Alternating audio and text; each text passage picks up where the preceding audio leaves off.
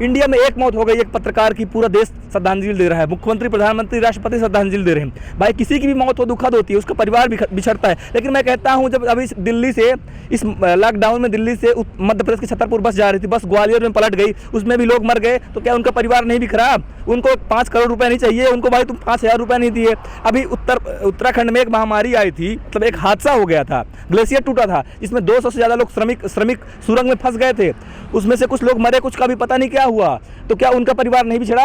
अभी इस पंचायत चुनाव में, उत्तर प्रदेश में पंचायत चुनाव चल रहा है, वहाँ पे 700 से ज़्यादा जो कर्मचारी ड्यूटी पर थे वो बेचारे मर गए। और अभी कल काउंटिंग होना है, बहुत से कर्मचारी, वहाँ के शिक्षक संघ ने कहा कि हम ड्यूटी नहीं लगवाना चाहते, अभी काउंटिंग मत करवाओ, लेकिन वहाँ का तानाशाह मुख्यमंत्री काउंटिंग करवा रहा है। तो जो लोग मर गए क्या वो इंसान नहीं थे? लेकिन बात यह कि भारत में और इंडिया में बहुत बड़ा बंटवारा हो रहा है। इंडिया में एक मौत हो गई, सब लोग रो रहे हैं, और भाई ये लोग भारत के लोग हैं, इन पे कोई नहीं पूछने वाले, कीड़े मकोड़े हो गए हैं, ये आम लोग हो गए हैं। इसलिए इस देश के लोगों को समझना चाहिए, उनको जानना चाहिए कि भारत में हो क्या रहा है, इंडिया में हो क्या रहा है। लाल भगवा एक है, दोनों को इनको इन संविधान से आपत्ति है। भगवा वाले बहुत पीछे जाना चाहते हैं, लाल वाले बहुत आगे हवा में बात करना चाहते हैं। दोनों एक है, ये सिर्फ मजदूरों का उपयोग करते हैं। बात यह है कि हासिल तो बहुत कुछ होता है, आंदोलन से इंसान या तो जीतता है तो सीखता है ना। हार शब्द कोई मतलब मानी नहीं रखता, हार तो होता ही नहीं। हम लोगों ने इससे जीता भी है इस आंदोलन को, और सीखा भी है। सीखा ये है कि इस तानाशाही व्यवस्था में आंदोलन कैसे खड़े होते हैं और कैसे लड़ा जाता है। जब पूरी व्यवस्था लोगों के खिलाफ हो, लोगों के मौलिक अधिकारों का हनन कर रही हो, उस परिस्थिति में लोग किस तरह से आंदोलन खड़ा करते हैं और किस तरह से लड़ते हैं, हमारी सीख है और ये हमारी जीत है कि हम लोग आज शोषण करने वाले लोगों के आंख में आंख डालकर उनसे बात कर रहे हैं, उनसे संवाद कर रहे हैं, उनको चुनौती दे रहे हैं कि हम लोग अपने हक जब तक प्राप्त नहीं कर पाएंगे तब तक कदम पीछे नहीं हटाएंगे। सरकार भारत में पकड़े किसको है? सिर्फ और सिर्फ पूंजीपति को पकड़े है, बाकी सबको छोड़ दिया है। आप श्रमिकों को देखोगे किस हाल में छोड़ दिया है। यहाँ पे आम इंसान के जीवन का कोई वैल्यू नहीं है, इंसान एकदम कीड़े मकोड़े की तरह मर रहे हैं। लेकिन अभी आप देखेंगे भारत और इंडिया में कितना बड़ा डिवीजन हो रहा है, डिवाइड हो रहा है। आज मजदूर दिवस भी है, लेकिन लॉकडाउन में जो मोदी सरकार है, सबसे पहले मोदी सरकार ने इनके श्रम कानूनों पर प्रहार किया था। पहले 8 घंटा कर्मचारी काम करता था, उनको 12 घंटे का काम कर दिया गया है। तो लेकिन मजदूर इस तरह से नहीं आए थे सड़क पर जिस तरह से किसान आज सड़क पर है। बात यह कि ये जो लॉकडाउन था ना, इससे वो आर्थिक रूप से एकदम कमजोर, कंगाल हो चुकी थी।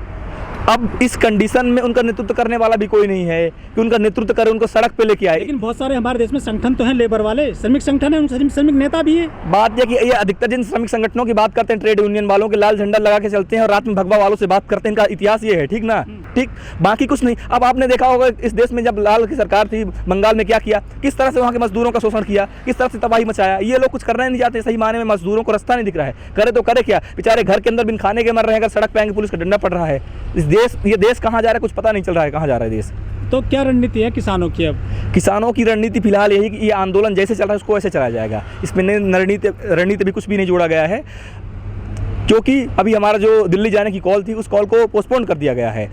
कोरोना महामारी को देखते हुए, इस महामारी को देखते हुए पोस्टपोन कर दिया गया है, ताकि ये ना हो कि किसान पूरे देश को मैसेज ना जाए कि किसान महामारी फैला रहे हैं। किसान इस देश के सबसे संवेदनशील नागरिक हैं, उनका अपने देश के प्रति पूरी जिम्मेदारी, अपने देश के प्रति पूर्ण रूप से समझदार हैं, इसलिए अपने देश के प्रति पूरी संवेदना के साथ हैं और इसलिए इस कंडीशन में वो दिल्ली नहीं जा रहे हैं। आंदोलन पर बिल्कुल भी असर नहीं पड़ेगा, आंदोलन जैसे चल रहा था वैसे चलता रहेगा। अगर लेकिन एक बात बता दें आपको, अगर ये सरकार बनती तो यकीन मानिए ईवीएम का खेला है और इस सरकार को विश्वास हो जाएगा कि ईवीएम पे खेला है, तो उससे एक नया आंदोलन का जन्म होगा। हमारे किसान नेता खुद बोलेंगे कि सबसे पहले हमको ईवीएम को हराना है, ईवीएम को खत्म करना है। ईवीएम जब तक रहेगा तब तक ये लोग ऐसे ही आते रहेंगे, इसलिए उससे एक नए आंदोलन का जन्म होगा। ईवीएम खत्म करना पड़ेगा, उसके बाद ये हमारे बिल खत्म होंगे। लेकिन जब कई राज्यों में बीजेपी हार जाती है तो तब भी तो ईवीएम का भाई, ये चोर मौसेरे भाई हैं। आप अधिक माल अपने पास रख लेंगे और जब मतलब इनका पेट भर जाएगा तो थोड़ा सा दूसरों को ले दे देते हैं, ताकि ये ना हो कि हमने चोरी किया है। खेल कुल मिला के ये है, चोरी करेंगे लेकिन कुछ बचा कुछ दूसरों को भी दे देंगे कि ये ना बोले कि चोरी हुई है। गाजीपुर जो किसान आंदोलन है, जहाँ पे जो सारे कैंप हैं उनमें इक्का दुक्का लोग रह गए हैं, कैसे आएंगे यहाँ पे लोग? अब नहीं, लोग मैं आपको बता दूं, अभी अपडेट कर दूं, आज 1 तारीख है, 5 तारीख को पहला जत्था आ रहा है। और बरेली उत्तर प्रदेश का जो डिस्ट्रिक्ट है वहाँ से पहला जत्था 5 तारीख को यहाँ पे आ रहा है, ये करेक्ट जानकारी है। अच्छा जी, बिल्कुल, मतलब संख्या बढ़ जाएगी। बिल्कुल, जत्था आना शुरू होगा 5 तारीख से। वो कल काउंटिंग होगी, पंचायत चुनाव की गणना होगी, उसके बाद अपना 1-2 दिन जश्न मनाएंगे। 5 तारीख को पहला जत्था बॉर्डर पे आ रहा है।